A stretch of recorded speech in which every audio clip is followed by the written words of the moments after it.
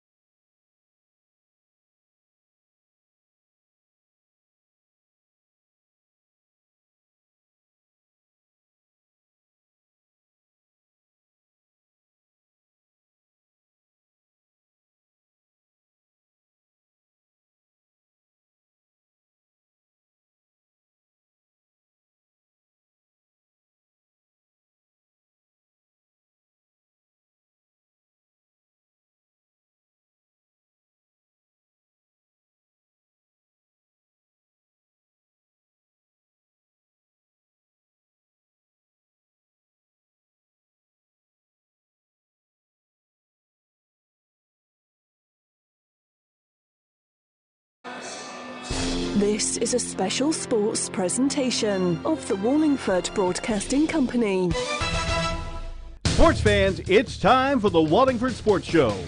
The Wallingford Sports Show is served up by Buffalo Wild Wings and also brought to you in part by Jack Burford Chevrolet, the law office of Patrick O'Neill, King Brothers Used Cars, and Honchels. Now let's go live inside the Jack Burford Chevrolet studios discussing the hottest sports topics around. Here are your hosts, Michael Watkins and Samantha Burford. Live at Buffalo Wild Wings, coming at you live here. Glad to have you along. As always, brought to you courtesy of the Jack Burford Chevrolet Traveling Studios. This is the Wallingford Sports Show. Samantha Burford, Michael Watkins, and Samantha, this guy is here to tell us. This is Randy Oneal. He is going to tell us about what exactly went down this Saturday at the Derby. And if there was ever a Derby to still be talking about on Monday, this was it. It sure was. If you listen to my picks on Saturday, you know I did. You know I had maximum security. I've been on that you horse. and a lot of other people. And it ended up being one of the co-favorite, and so everyone else must have had the same thoughts. Everyone was so high on that horse up there, and it really did run a nice Even race. in the mud. I mean, with all things aside, I think it's clear that was probably the best horse in the race. Yeah. But I believe it's hard for me to say this, but I believe the decision was right. Yeah. It's just the way it came about, I believe, is probably the real issue. And I have some issue with it, and I really, it concerns me because people are always questioning the integrity of the sport. And I think it really does not look well on horse racing the way this thing went down. Do you think, now I've not heard anybody say this, but there was a ton of money bet this year. And obviously the legalization of sports gambling, it's kind of made it a little bit easier to do so. But and a lot of people were, I think a record $9 million was bet on maximum security that was legally bet on him. So do you think that there was a case of we are going to lose a lot of money if this is and I mean, not saying that it was rigged up that way, but it sure seems like with everything that happened, that now you got this kind of downfall afterwards. Strict attorney question, right? There's all kinds of, you can have conspiracy theories about it, whatever. And I initially, when it first happened, I was livid over it. Yeah. Because one of the other, you had the money aspect with Churchill Downs. How much money did this save them? Yeah. You have the other aspect is there's been rumored that the Breeders' Cup and people were saying we're pretty much on standby here. Some of the folks working there at Churchill, we're on standby that the Breeders' Cup could be moved here. And so my thought initially was that this is just a political ploy, saying we're taking every precaution, trying for horse safety, just to make things look the full resume of the thing to look better, because everything that's been going on at Santa Anita. And so I thought that's the racetrack that had the 23 horses correct. die, yes. And that's where the Breeders' Cup is scheduled to be at this year. Okay. And from what I understand from people I've talked to, they say that Churchill's really the only venue that can handle an event of that size on that short of notice. And so now I don't know if that'll happen, but initially that was kind of the thing that was in my mind, that was in the back of my head. And I didn't really realize exactly how this went down. I didn't realize I'm talking about on Saturday. I mean, it wasn't clear to anyone. And I sat through the press conference with the stewards, and I was really just beside myself after watching that, because they came in with pre-prepared answers, which didn't really tell you anything. Right. I mean, they would not take any questions from the media. Right, which is they've not had communication 101. This is something in 145 years has never happened. So obviously they're not very press savvy, are right. they? So, I mean, well, it's one of these things that, if you're going to do this, at least explain to us what happened. So now they waited. Right, and now as things have kind of flushed out, I see what happened. I was so beside myself about it, I didn't even watch a replay of it until late last night. I watched the replays they were doing there at the track. But the big issue I take with it is they sat there for almost 4 minutes, and there was no inquiry sign went up. Right. And the rules require them, if they go into an inquiry, as soon as they cross the finish line, if they see something that's going to result in inquiry, they're to write up the inquiry sign. Now, I've seen many times at the track where they don't do that. They get caught up in doing whatever they're doing. But it went on almost 4 minutes, and everyone's sitting there trying to figure out what's going on. Well, then the next thing you know, the track announcer is the one that first announces there's an objection. The stewards they never light up the sign and say we have an objection. And really the problem I have with it is the first objection came from Country House, from the jockey of Country House. We got to finish second. Which finished second, which you have to commend that horse. I didn't have that horse finish in second. I don't think a lot of people did. Was it like one of the biggest underdogs in Derby history? We ended up being the second largest odds to win the Kentucky Derby. That did, okay. And Flavion Pratt, the jockey, lodged the objection. And that objection was actually overruled. And I don't know exactly, they've been so vague about it, I don't know exactly when that came. It was announced about 4 minutes later. So that objection was ultimately overruled, but there was also then two other objections that came in, one from Long Range Toddy, which John Court was on, and then another one from Bodie Express.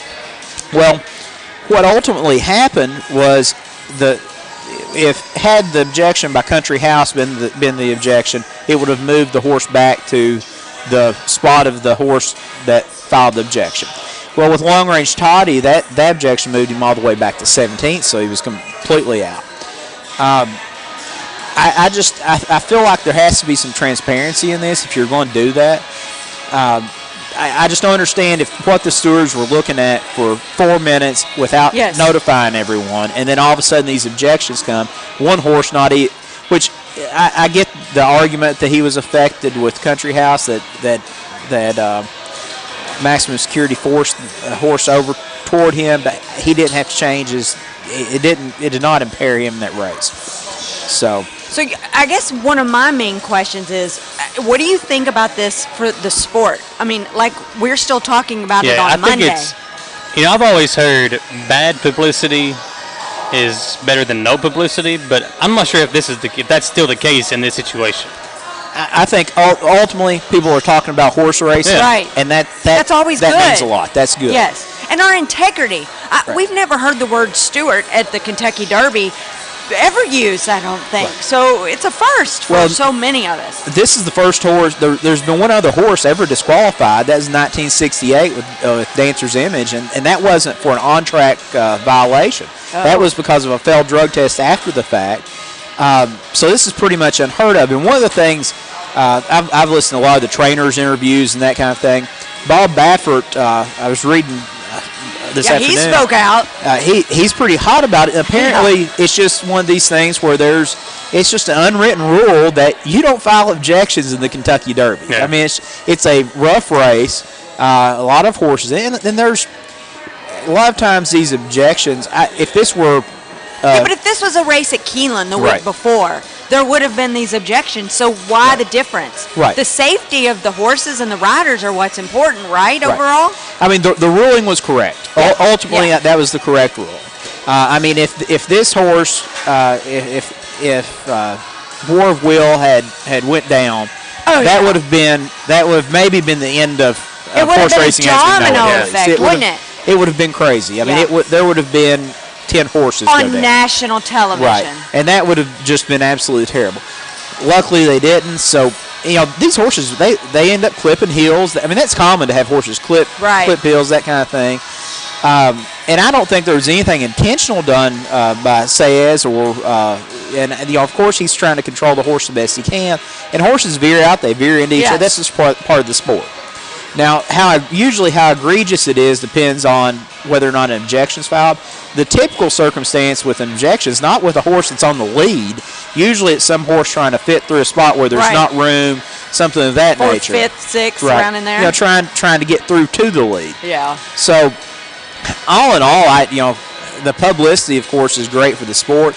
And there's two different sides to it. One side is, they're protecting, they're sticking to the rules. Right. These are the rules. We're following it. And I agree with that. The only issue I have is the way that this kind of came about, the way that they were so slow to kind of let the public know what was going on. Right. And then that they've been no press conference. Right. And then so tight-lipped about it now. As to I'm with you. It's been 2 days now, and we're just now figuring out exactly how this went down. Well, and I don't think anybody saw it in the original, run, and then it took. There's only been really one replay that I've seen that kind of gives you a good angle. It's the one front on view. TVG, I think. Yeah, the front view of it where you could see the horse kind of veer over into the other lane. Well, and all these angles you see, the real egregious thing was with War of Will, and they did not file an objection for War of Will. Right. So, and Tyler Gaffleone had an excellent interview after the race and kind of explained it. He said, my horse was so far out of contention, I didn't feel it necessary. It wouldn't change anything for us to file an objection. Now, some of the trainers have said that, the jockeys were talking about this after the race. I know, for one, Jose Ortiz, I think, actually went to Flavion Pratt and said, hey, I was behind you, here. This happened. You probably need to file an objection.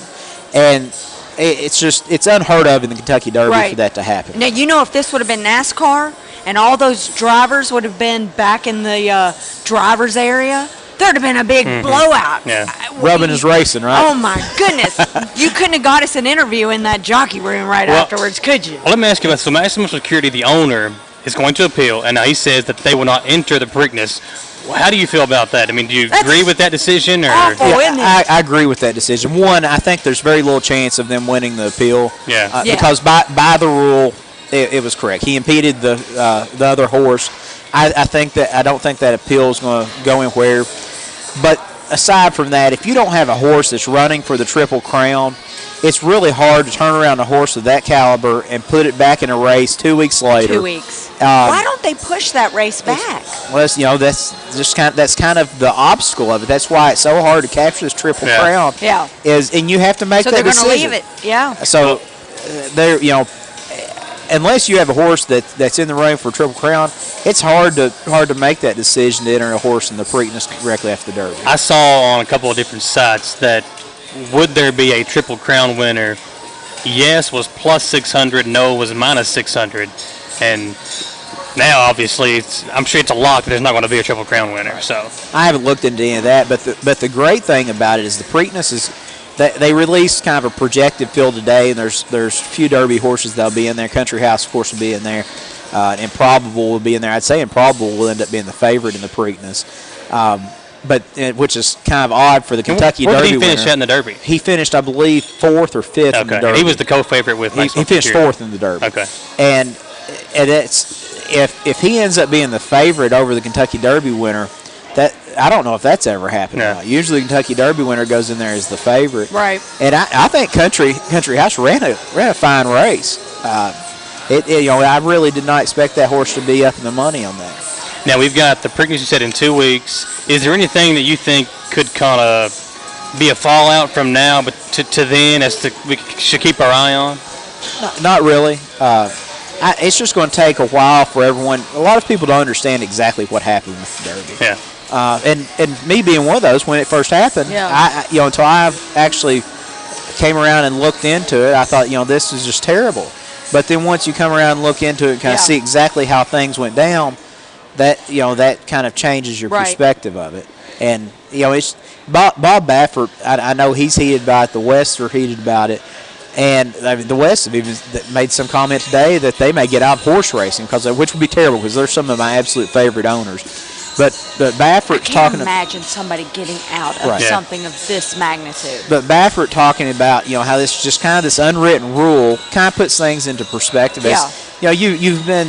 It wasn't his horse. You think Right. he'd feel the same if it was his horse? If it was his horse that got the benefit of it, right. probably not. Right. No one's going to complain about that. Exactly. But you go 144 years and you don't have a horse taken down Yeah. because of an ejection of an Right. in-race Right. violation. You watch it every year. It is a rough race. He's right on that. Yeah. But I mean, the rules are what they are, and if somebody that may it may change the way. I mean, it may be every Derby now. There's going to be an ejection file because they're going to be bumping into each other. I mean, that's just part of it. These horses trying to get down to the rail when you have a 20-horse field. I don't think the field of 20 horses is necessarily too many for it, which some people have been saying. I mean, everyone wants to run the Kentucky Derby. Yeah. So. Do you think it's okay that there's 20 horses? In so many races, there's not 20 horses. Do you think that could be part of the objective? I don't think that really makes No. much difference because So I don't many. care if you're in a 10-horse field or you're in a 20-horse field. You're going to have these horses on the outside are going to be trying to get down to the rail. Right. You're going to have horses that are trying to get down to the rail, and you're going to have the same effect. It's just the Derby is if you're on those outside posts in the Derby, it's next to impossible for you to actually get over to the rail, and that had nothing to do with this. Has it always been 20 horses? No, it changes depending on how many entries there are. Okay. But a 20-horse field's a pretty big field. Yeah. So. Well, Can you imagine if the one horse that was, I can't even think of the name of it now, but the one that scratched that was, what was it, on Thursday? Well, they had. Wednesday? Well, they have alternate entries on it. Right. So we end up getting Just some think if he'd alternate have been entries. in the race. Right. yeah, that's Well, interesting too. it would have. Now, so you and Josh were down there for us covering the Derby. Did you see anybody super? I mean, obviously they come in from everywhere, but did you see anybody super close to you that was kind of a big deal, Well, other than Josh Barrett? Well, of course, Josh was the star of the Derby, Yeah. or at least he thinks so. We had the opportunity to interview a few people. Ryan Quarles, Agriculture Commissioner, came on with us, did an excellent interview. Unfortunately, we didn't have any sound. We were also able to interview. That's happened to both of us, I believe. Yeah. So we know how you Did feel. you forget to turn the mic on? I'm used to the mic with duct tape that has the microphone turned on. Oh, yeah. taped on. We all do that. that. For us that don't do this every Yeah. single day, we duct tape the mic Just to make sure it's always to make on. sure it's always on. But, it happens. Someone had It too happens. much confidence in us this year. So, We'll blame Marissa for that. We'll blame her. She's not here to defend herself. Oh, she's going to smack you tomorrow. And then Uncle. as we finished that interview, we were asked to interview the Attorney General, and then some people from Rocky Atkins' camp came. We interviewed him, and we had some good insight on these, but a lot of it we weren't able to post, though, unfortunately. Very political, I'm sure. Yeah. So, I want to some go of it see. They're was- using it like, as a commercial. I know Tom Brady was there, and I'm just Yes, like, he man, was. I don't know what you have to do to get. I'm sure that security I'm and surprised everything you is kind of a didn't big get up deal. there and stalk him. Well, next year I may go myself just to try to get close to His him. wife, I never saw any videos of her.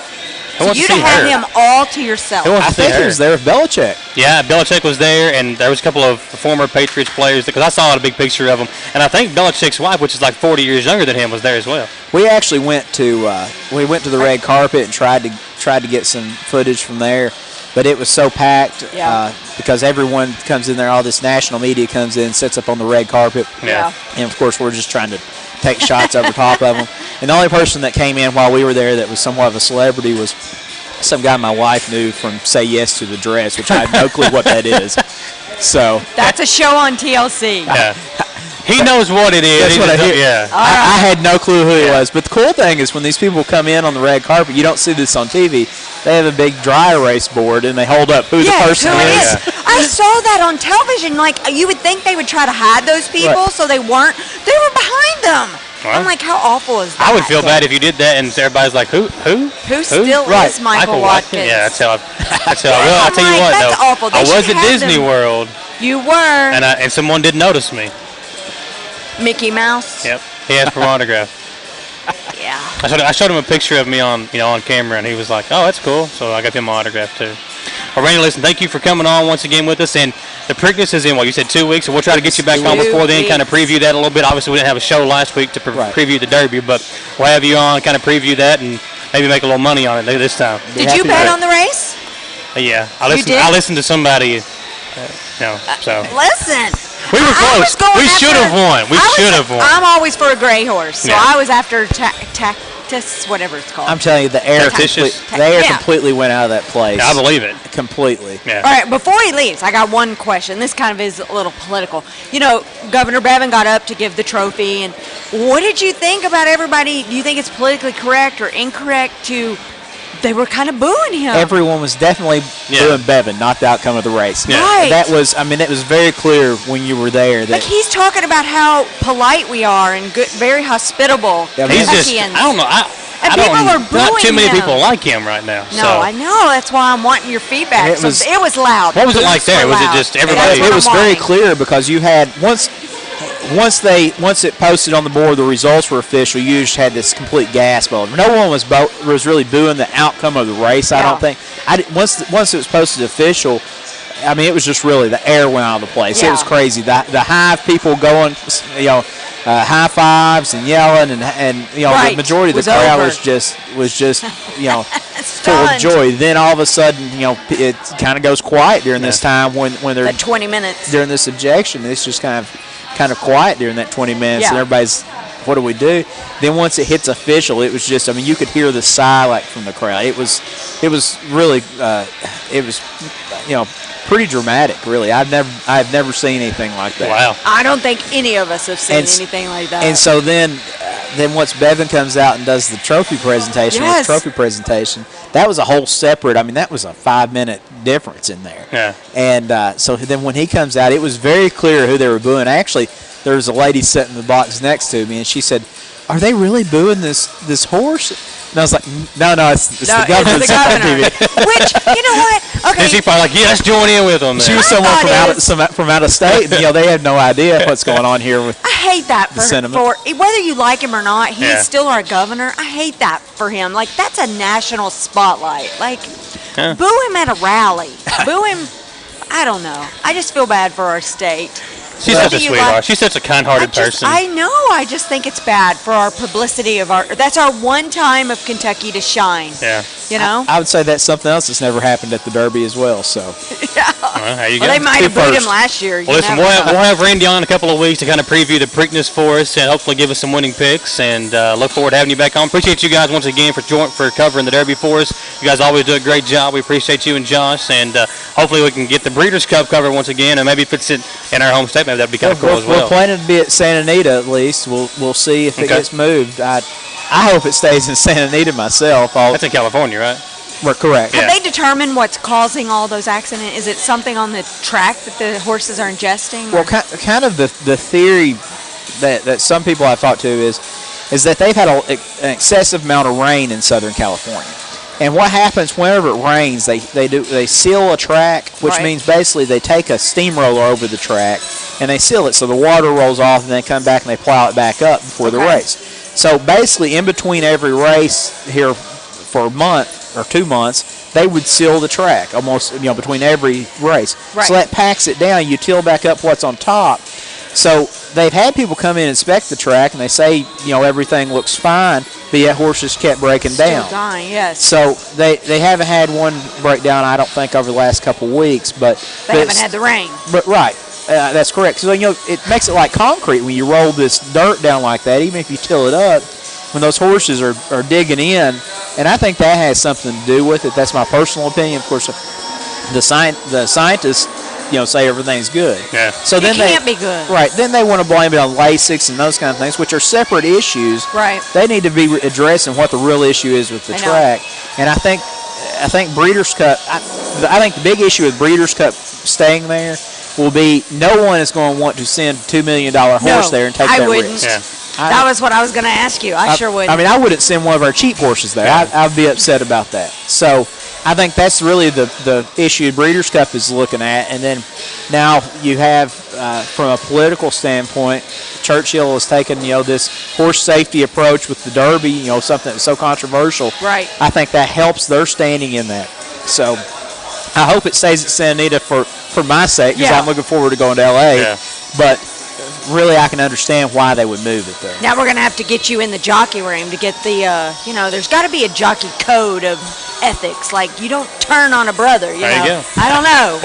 We got to take a commercial break. When we come back, we will talk to the new head football coach at Estill County, Jordan Markham over there, going to talk to us about how things have gone in spring practice as he is now the new head man of the Engineers football program. All that and more when we come back live at Buffalo Wild Wings. This is the Wallingford Sports Show. At King Brothers Used Cars in Winchester, you don't have to worry about the hassles of dealing with an aggressive salesman. They strive to make you feel comfortable and help you find the car you're looking for at the best price possible. Stop by today and get your key and drive off in a new-to-you vehicle from King Brothers Used Cars on West Lexington Avenue in Winchester, or stop by their Facebook page for updates and their website, kingbrotherscars.com, to check out their inventory. King Brothers Used Cars, family-owned and time-tested since 1966. Honchels in Irvin is your year-round stop for Carhartt Eyeside Lee jeans and boots. Prepare yourself for hunting with a huge selection of Carhartt bibs, coats, and other hunting gear. Don't forget about the big selection of hunting and work boots from Wolverine, Justin, Rocky, and more. As always, Honchels carries all the latest in Kentucky and Estill Engineer apparel and Skechers and New Balance for the little ones. The same great staff, same great personalized service always at Honchels on the Richmond Road in Irvin. Patrick Oneal has been serving Central and Eastern Kentucky since 1995. When someone is accused of something they didn't do, or when a good person makes a mistake, they need the best representation they can find. And that's Patrick Oneal. Whether it's criminal defense, Social Security, disability, personal injury, workers' compensation, or deeds and wills, when you need legal advice, trust the expertise of Patrick Oneal. He will get you the money you deserve. His office is located in Jackson, but Patrick practices all over Central and Eastern Kentucky. For more information or for a free consultation, call 606-666-2990. Escape to sports with Buffalo Wild Wings. GM Tommy Martin invites you to come watch your favorite team play at Buffalo Wild Wings, the best game day atmosphere and happy hour in town.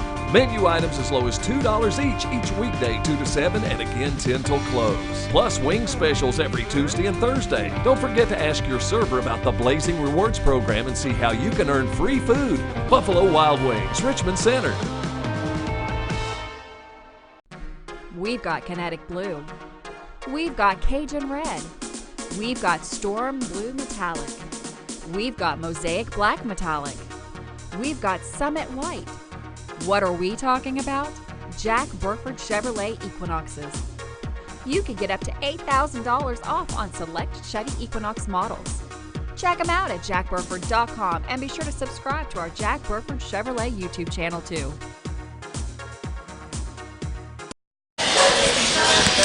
Back at Buffalo Wild Wings, this is the Wallingford Sports Show. Glad to have you tuned in. As always, brought to you by Jack Burford Chevrolet. We are also brought to you by Honchels Men's Store over in the West Urban Plaza in Estill County. Also brought to you by the Law Office of Patrick Oneal and King Brothers Used Cars. And coming at you live from Buffalo Wild Wings, we are joined by Jordan Markham, the new head football coach at Estill County. And, Coach, Samantha got to talk to you whenever you got the job, but we're glad to have you on, kind of see how things have gone this spring, and kind of just get an update on how things have gone with Estill County football. Coach, what's it like wearing the E now? This changed is schools. Right, this is kind of my second E, because before I came to Central this past year, I was at East Jessamine. So it's a little different of the E, but it fits just as well, just as good. So, good. But it's definitely different from the MC. So yes, well, we're happy for you. Oh, thank you. How did it come about? I mean, obviously, Coach Jones been there for so long. He steps down, and now you step into the. Like, did you just find out about the job? Now, I know your wife is from Estill County, right? Right. Yeah. So coming in at Madison Central, I kind of told Coach Sanders, I was like, I don't know how long I'm going to be here. I was like, I'm looking for a head coaching job eventually, obviously, but and the head coaching job for Estill County came open, and I wasn't really searching. I was honestly going to stick around for a little while and try to build something at Central and off of the region win that we had, and wanted to be a part of that. And I debated it and kind of thought about it, and I've had some people, Mike Bowen, who's the coach at East Jessamine, who's actually a Madison Central grad, was like, Jordan, he's like, this is your opportunity. Like, he said, you're already living in Richmond now. It's only a 20-minute drive. He's like, this is something you really need to think about. And I was like, well, I'll have a lot of support. I was like, my wife's family is there. The superintendent is actually my former high school principal. Oh, wow, that's cool. Yeah, so there was a bit of connection at that as well. But so I applied. That's the only way you can figure out if you're doing it right or not, is apply and see what happens. So I ended up applying for it and getting it. So now we've been covering Estill County for a long time. My wife is from there as well. I know what it's like to marry an Irvin girl. And one thing that I've always heard is the style of play, and it's been that way for a long time. My dad played for Breathitt County. They played against Estill County. It was the same way back then. What are you going to do to kind of spice up the play calling or whatever? Or are you guys going to kind of keep the same system? What can we expect from Estill County football this season? Well, it's definitely going to be a change, and it's been evident. I think from the fan standpoint, the kids' standpoint, they're ready for something different.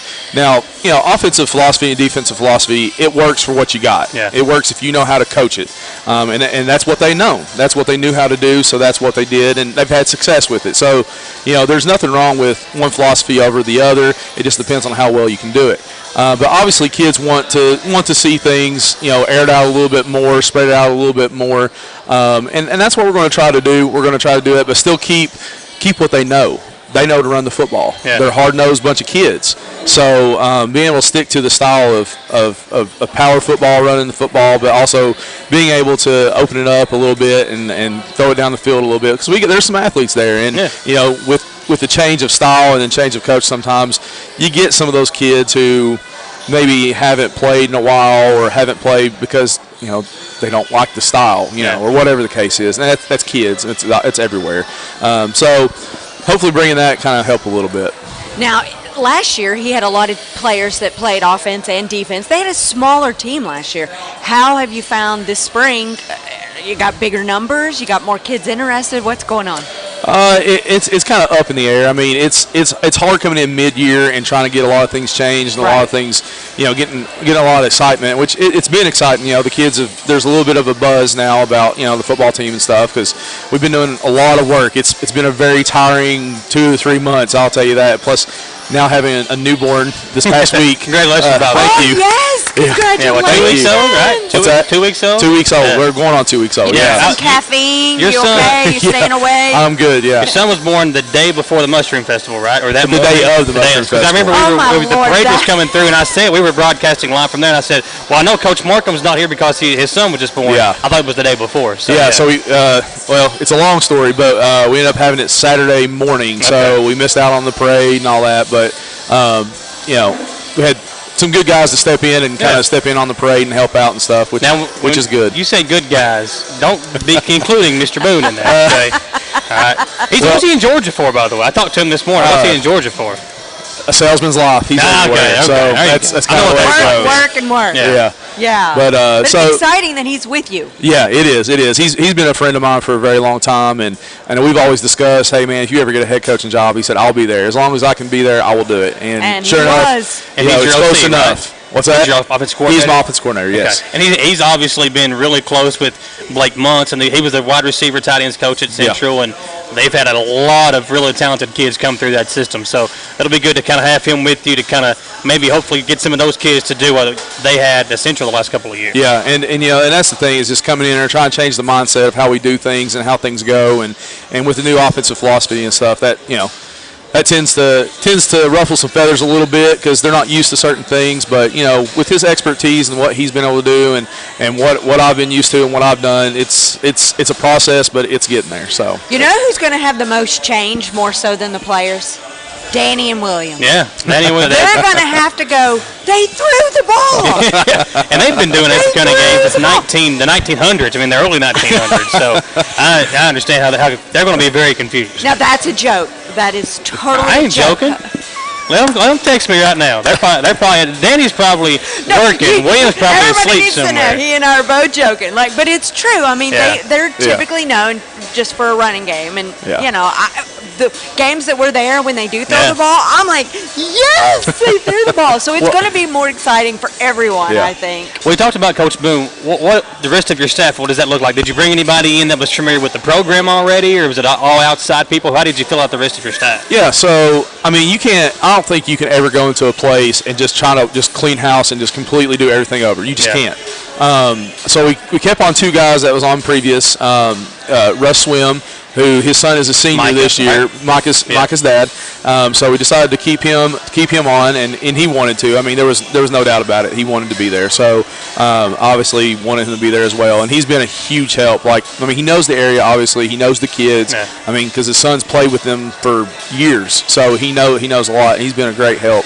And then we kept Drew Barnett. Mm-hmm. He's been on staff there for a little while. He's a younger guy too. So keeping with that theme of some younger guys to keep everything fresh and alive during practices and games is always a big thing, and having the guys that can relate to the kids, that's a huge thing, and especially he's not from there, which Russ isn't either, but Russ has been there long enough, he might as well be from there. Yeah. But they kind of have a key on the kids, which is great.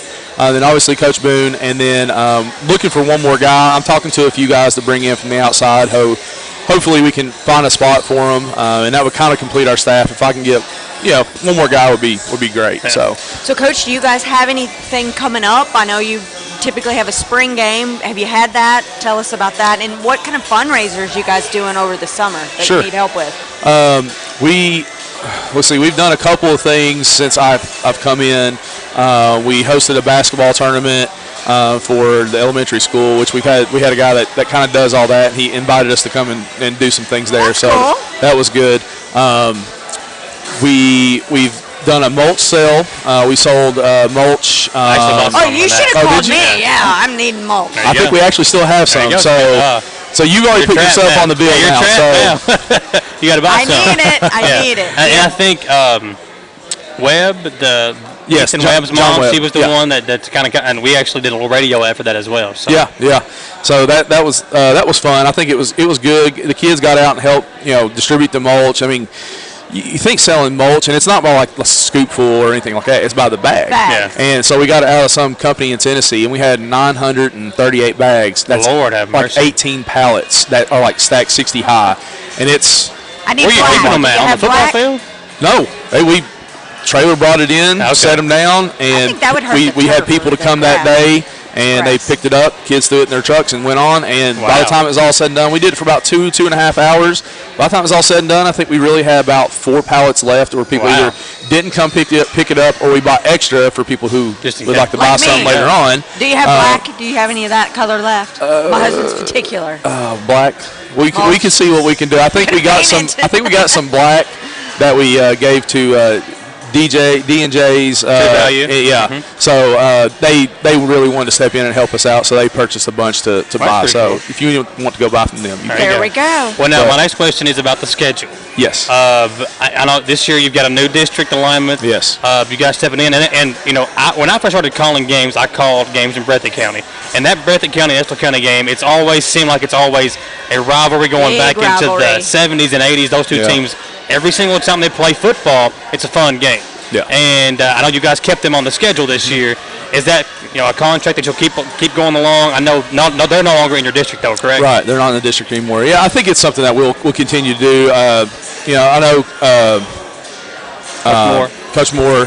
We've met on a few occasions and met just through clinics and state games, things like that. Yeah. So he's a good guy, and I know he does things well there, and they'll always be good competition because they're always going to be in the running to play. So we'll always kind of keep them on schedule. I've heard the good stories about the two teams. I heard about the big I think it was a 3rd round playoff game between them back sometime in the 2000s, and how it was like a 7-6 game. 7-6. I was on the call for that game, and it was a blocked field goal that was returned for a touchdown that won the game for Breathitt. I was on the call for that game. Yeah. I want to say it was 2010. 2010 or 2011. I can't remember. How can you remember that? Because that was one of the best. That was a really good game. It was a great defensive game. I mean, he loves those rivalries. I think Coach Holcomb said that was the first time he had never scored an offensive touchdown in a game. Yeah, wow! His first time ever in his coaching career. He actually, Coach Holcomb is, he's one of the top, top 5 or 10 coaches of all time in Kentucky high school football. They ran like kind of an air raid offense. They just shotgun, spread formation. Well, they'd hand it off occasionally, but for the most part, it was the go pack. And they just throw it deep every single time. I had a little brother that played for Coach Holcomb his last year. He was his last 4 years was with my little brother's class that came through, and that was just a fun team. And they've always, even when Holcomb was there, they was always a threat to win a state championship. And Coach Moore is trying to get them back to where he was when he played as well. So that rivalry was always fun. Estill County, it's always a big rivalry over there as well. So I'm sure those games will always be fun. But kind of talk about how the district is aligned now. Sure. So we're one of the only, I think, one of 2 or 3 teams in the whole state that has 6 teams in their district. Yeah. Which is crazy. But it's just kind of how the cards fall there with where everybody's placed at regionally. Right. We got Jackson County, Garrett County, Rockcastle, McCreary Central, and Bell County, which is my alma mater. Okay. So that's going to kind of be Did you play for Dudley then? Yeah, I played for him the second time he came back. Okay. So, and my brothers actually played for him when he first came to Bell County, which is some interesting history. But so it's a good district. I think it's going to be one of those things where I think if we can catch it at the right time, we're gonna do some good things. I think we got a really good shot this year of making a good run. Now I know Bell County's going to be this is probably one of the best teams they've had in a while. Yeah. So might run into a bit of a juggernaut there. But with everybody else, I think it's very possible that we can very competitive can be in there, be competitive, and come out maybe with hopefully a second or a first if we can get some of the cards to fall where we want them to. Do you have Madison Central on the schedule this year? That's going to be a doozy. No. Okay. Was the schedule already done whenever you took over? For the most part. We went in and changed a few, I say a few things, but really one thing. Yeah, they finally got off the schedule. I think they were kind of done with it. But they had scheduled Taylor County as the last game of the year. And we decided that probably wasn't right for us, and which anyway, I think they had kind of already decided they didn't want to schedule, especially after Coach Foley had left. Yeah. So they went ahead to schedule somebody else, and we kind of did too. And we scheduled Bethlehem out of Bardstown. They so happened to be available, which kind of puts us. Was that? Yeah, that's a perfect. Yeah, I think it's a good way to end. Yeah. It'll be our senior night, which it kind of messes with our schedule a little bit because we have the last 5 games of the year at home. Oh, wow. The way the district Danny and William will like that now. They will. Do what? Danny and William will like that. Oh, yeah, they'll love that. But just the way the district schedule got set up early on kind of put us in a bit of a bind. It was like a 4 home game to a 1 away game. Okay. And it just didn't turn out too well. And then we added another home game at the end, which that's all they could do because they were in the same position we were. Yeah. They had already had 6 home games. And they didn't want to add another one for 7 home games. So they were like, we have to come to you first. And I was like, that's fine. We'll work it out. But I think that's a great way to end the season. Yeah. I mean, even though we all love Lexington Christian, it's just they came in there and it was a terrible ending for you guys. Yeah. It's a sad way to end the season. Yeah. Well, you want to always end the season on a high note, give a little momentum heading into the playoffs. Going into the playoffs. Yeah. You don't want a bunny game, but you want a game that you don't want to blow out. Capable of winning. So Yeah, right. You don't want to get the kids downhearted heading into the playoffs. Right. Yeah. And I think until you kind of establish something in the program and you've got a team that you're familiar with and that you know that you're coaching, you can kind of know what team to put in there to play. Yeah. Like when I was at Bell County, we always try to schedule that last game to be a little bit tougher. Yeah. So that we could get ourselves ready for the first playoff game. Right. You want to challenge yourself, but you don't want somebody you can just going to roll over. Right. And we the same thing what we did at East Jessamine. We always try to schedule a pretty tough game there at the end so that we could go into the playoffs ready to go. So exactly. Well, Samantha, we've got you some mulch. Dana Riddle Swim says Micah will load up the truck and bring you some. So there you go. Thank you, Dina. All right. I love it. Well, Coach, I need good luck this year. Before the season starts, we'll have you back on, talk about how things are going, get you a little preview of the season, kind of go from there. Congratulations. Thank you. And congratulations on the little boy as well. Thank you very much. Appreciate it. All right, that's Jordan Mark on the new head football coach at Estill County. Samantha, when we come back, some more interesting high school football news. Yeah. As the Kentucky Wildcats got a big commitment today from a quarterback at Lexington Catholic. We'll talk about that and more when we come back on the Wallingford Sports Show. At King Brothers Used Cars in Winchester, you don't have to worry about the hassles of dealing with an aggressive salesman. They strive to make you feel comfortable and help you find the car you're looking for at the best price possible. Stop by today and get your key and drive off in a new-to-you vehicle from King Brothers Used Cars on West Lexington Avenue in Winchester, or stop by their Facebook page for updates and their website, kingbrotherscars.com, to check out their inventory. King Brothers Used Cars, family-owned and time-tested since 1966. Honchels in Irvin is your year-round stop for Carhartt Eyeside Lee jeans and boots. Prepare yourself for hunting with a huge selection of Carhartt bibs, coats, and other hunting gear. Don't forget about the big selection of hunting and work boots from Wolverine, Justin, Rocky, and more. As always, Honchels carries all the latest in Kentucky and Estill Engineer apparel and Skechers and New Balance for the little ones. The same great staff, same great personalized service always at Honchels on the Richmond Road in Irvin. Patrick Oneal has been serving Central and Eastern Kentucky since 1995. When someone is accused of something they didn't do, or when a good person makes a mistake, they need the best representation they can find. And that's Patrick Oneal. Whether it's criminal defense, Social Security, disability, personal injury, workers' compensation, or deeds and wills, when you need legal advice, trust the expertise of Patrick Oneal. He will get you the money you deserve. His office is located in Jackson, but Patrick practices all over Central and Eastern Kentucky. For more information or for a free consultation, call 606-666-2990. Escape to sports with Buffalo Wild Wings. GM Tommy Martin invites you to come watch your favorite team play at Buffalo Wild Wings, the best game day atmosphere and happy hour in town. Menu items as low as $2 each weekday 2 to 7 and again 10 till close. Plus wing specials every Tuesday and Thursday. Don't forget to ask your server about the Blazing Rewards program and see how you can earn free food. Buffalo Wild Wings, Richmond Center. We've got Kinetic Blue. We've got Cajun Red. We've got Storm Blue Metallic. We've got Mosaic Black Metallic.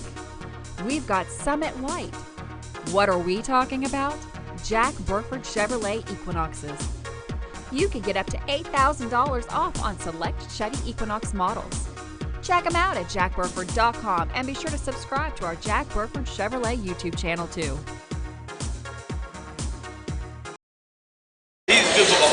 Back on the Wallingford Sports Show, we are live at Buffalo Wild Wings. Samantha Burford, Michael Watkins. Samantha, before we get into the big news today, let's pull up our King Brothers Used Cars Player of the Week. We'll have Austin pull that up for us. You can do that, and I'm going to eat. Well, eat. You got some naked tenders today, Buffalo Wild Samantha. Wings. Yeah, was the naked tenders good? Well, Austin, I don't have silverware yet. Well, Austin's got our King Brothers Used Cars Player of the Week pulled up. That is Emma Winkle this week, and Emma had a really big week for Estill County. She was 6 of 8 at the plate. Picked up a win on the mound as well for the Lady Engineers softball team. Had 2 triples, 2 doubles. Had a really big week at the plate. And once again, our King Brothers Used Cars Player of the Week this week is Emma Winkle from Estill County, the freshman, with another big week for the Lady Engineers. And we will. They're having a good season. I mean, they're 12-9, right? Yeah, and Get ready to play Southern tomorrow night. Under the new head coach. 2 nights. Amy, 2 nights. It's a Wednesday night. Yeah, I'm trying to think. What day's today? 6. Yes, 2 nights. so the 8th. And that's a game we will have for you on WBON TV, barring no rain. Tomorrow, it's a very busy week for us. Tomorrow we have 2 games. On WBON, we will have Central Southern softball. And then on radio only on WIRV, we'll have Estill County versus Powell County baseball. So it's a very busy day tomorrow. 2 games for us on the radio, 1 on WBON. So it'll be a very busy week for us on that. Also, Samantha, on Wednesday we'll have softball action, as it will be Estill County and Madison Southern girls softball action. Now, we also have our law officer Patrick Oneal Facebook poll. We'll have Austin pull that up for us as well. Both Damian Harris and Benny Snell have ties to the state of Kentucky, and both running backs were drafted in the NFL draft a couple of weeks ago. Our question today was, which running back would have the better NFL career? And early on, Benny Snell was getting the majority of the votes. It is now 60% Damian Harris, 40% Benny Snell. And both those guys, I think, will have really good careers. I think both will, too. Both guys ended up in great organizations. Benny Snell with the Pittsburgh Steelers, Damian Harris with the New England Patriots. And we are going to try to get Damien on the show. Yes. And that would be really cool to have him on the show. It would be really cool. To have a Patriots player and a Madison Southern grad, an Alabama player. How excited were you when that draft came about? So here's the thing. So New England has a ton of running backs. I don't know how much playing time he will get, but he is a guy that is absolutely perfect for what New England does. He'll be in their secondary lineup, don't you think? Well, they've got James White. They've got a guy that played at Georgia, Sony Michel. They've got a lot of running backs that are really good.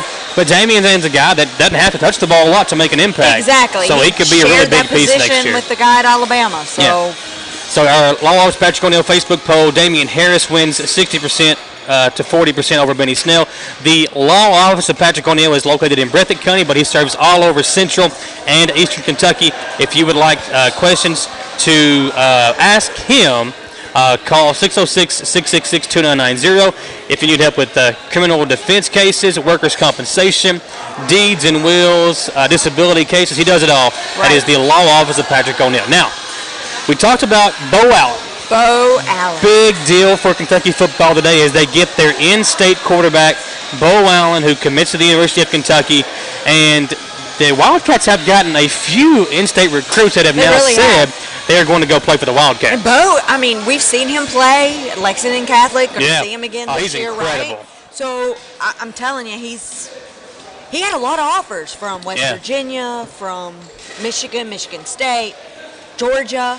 He's had a lot of offers out on the table, so it was exciting to get us here. But now his dad played football here. Yeah. He's a former Wildcat, so obviously he's following in some family footsteps. Yeah, and we've seen Bo play. He's played in the Roy Kidd Bowl the last 2 years, and last year against Madison Southern, he was putting the ball in places that a high school quarterback should not be able to put like a bullseye. He was, he's just zipping it in there, and this is no joke. Now, I've been covering high school football games for 10 years now. Yeah.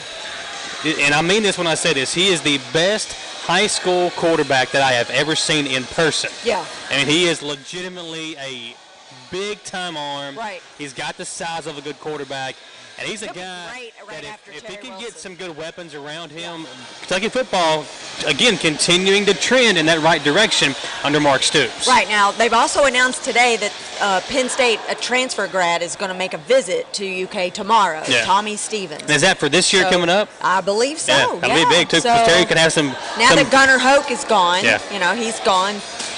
I think right now the second quarterback, I think Gunnar Hoke went to Ohio State, if I'm not mistaken. Oh, he did, which is kind of crazy, isn't it, for us to lose somebody to Ohio State? Yeah, you're right. That just never happens. And I think right now the second quarterback on the depth chart would be Walker Wood, who played at Lafayette, a guy that Madison Central fans are pretty familiar with. Yes. So.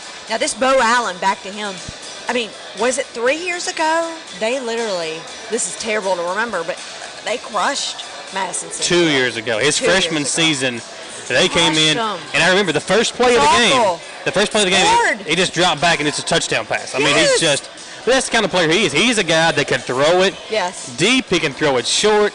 And, again, if Kentucky can get a few players around him, that offense, even if with him as a freshman, if he steps in as a freshman and gets playing time, can be a guy that can do some real damage for the Wildcats offensively. He's going to get to play and be coached by one of his head coaches, Mark Perry. So he has joined the UK staff. Coaching staff? Yep, he's the offensive. I had to write it down because it's a weird title. Offensive Quality Control Assistant. What does that do? Do you know? Because I do not know. We should have asked Coach Markham before he left. We should have asked him because I don't know what that is. But now, here's the real question. Do we think, is he going to be a UK person to come in out of Kentucky that's actually going to do something? Do you think he's going to be like a Patrick Tolles or a Drew Barker? I think watching this kid play in person, I think he's got the tools to be a really good quarterback. And I think, and this is the truth, I think we could see a second coming of Tim Couch. Yeah, and that's how good this guy is. That's pretty exciting. Yeah. So, it's time to wrap up the show once again. Always fun here at Buffalo Wild Wings. I got one question for you, though, before we really wrap it up. All right. Should we guess a name on the royal baby? Important stuff today. I have no idea. It's the first I've heard of it. Meghan Markle had her baby. They don't have a name for it yet? They don't have a name yet. I'm going to say... Coach Markham's not the only one having babies around. I know. Let's call it... It's a boy. Okay. Henry. All right. It's a royal name. That is a very royal name. What about Victor or I like Victor. Anthony or no? Michael. I should have known you were going to say that. Anyway, that's just a fun way to end these for shows. Randy Oneal and for Jordan Markham, thank them for joining us here at Buffalo Wild Wings. Guys, if you've not been over to watch a ball game here at Buffalo Wild Wings, get on over here, check out the new menu. The food is awesome here at Buffalo Wild Wings. It's a great place to come over and watch a game. For Jaden Johnson, our producer on the radio side, for Austin Hanks, our producer on the TV side, she is Samantha Burford. I am Michael Watkins. If you come over here, ask for Paul Hill. Paul's my boy over there. He's a great server. Everybody here takes good care of you, but Paul's my guy. He'll take good care of you over here at Buffalo Wild Wings. He takes good care Stop of by and say hello to the staff here, and make sure that Paul, if you come over, ask for Paul. He'll take good care of you here at Buffalo Wild Wings. For all of us, thank you all for listening. Thanks for watching. This has been another exciting episode of the Wallingford Sports Show. At King Brothers Used Cars in Winchester, you don't have to worry about the hassles of dealing with an aggressive salesman. They strive to make you feel comfortable and help you find the car you're looking for at the best price possible. Stop by today and get your key and drive off in a new-to-you vehicle from King Brothers Used Cars on West Lexington Avenue in Winchester, or stop by their Facebook page for updates and their website, kingbrotherscars.com, to check out their inventory. King Brothers Used Cars, family-owned and time-tested since 1966. Ponchos in Irvin is your year-round stop for Carhartt Eyeside Lee jeans and boots. Prepare yourself for hunting with a huge selection of Carhartt bibs, coats, and other hunting gear. Don't forget about the big selection of hunting and work boots from Wolverine, Justin, Rocky, and more. As always, Honchos carries all the latest in Kentucky and Estill Engineer apparel and Skechers and New Balance for the little ones. The same great staff, same great personalized service always at Honchos on the Richmond Road in Irvin. Patrick Oneal has been serving Central and Eastern Kentucky since 1995. When someone is accused of something they didn't do, or when a good person makes a mistake, they need the best representation they can find. And that's Patrick Oneal. Whether it's criminal defense, Social Security, disability, personal injury, workers' compensation, or deeds and wills, when you need legal advice, trust the expertise of Patrick Oneal. He will get you the money you deserve. His office is located in Jackson, but Patrick practices all over Central and Eastern Kentucky. For more information or for a free consultation, call 606-666-2990. Escape to sports with Buffalo Wild Wings. GM Tommy Martin invites you to come watch your favorite team play at Buffalo Wild Wings. The best game day atmosphere and happy hour in town. Menu items as low as $2 each weekday 2 to 7 and again 10 till close. Plus wing specials every Tuesday and Thursday. Don't forget to ask your server about the Blazing Rewards program and see how you can earn free food. Buffalo Wild Wings, Richmond Center. We've got Kinetic Blue.